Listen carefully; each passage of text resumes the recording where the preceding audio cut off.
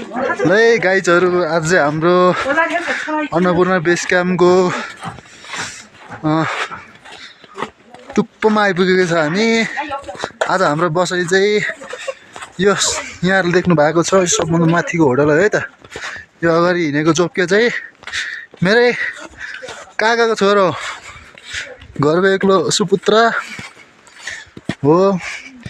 यसरी हिउँ जमाएको छ, हिउँले बाटो बनाएको छ सबै। नेपाललाई त्यसै स्वर्गको टुक्रा त भनेको छैन नि गाइजहरू। यसरी हिँडेको छ, यही कुल्ली भारी बोकेकै छ।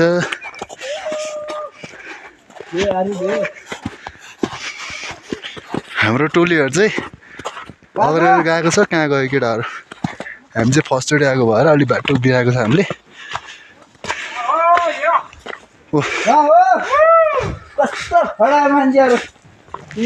जे भयो नि हामी चाहिँ अलिक खतरा स्ट्यान्डर्ड होटलमै बसिन्छ क्या। फेरि हेर्दाखेरि नि विदेशी होटल जस्तो छ होइन, टक्क लाएर। ल काका के छ, ठिक छ होइन? यता हेरेर नमस्ते गर्नु पऱ्यो, यस्तो गर्नु पऱ्यो, लाइक गर्नु पऱ्यो नि। हो वा गुड। ल ल ल ल ल ठिक छ त गाइज।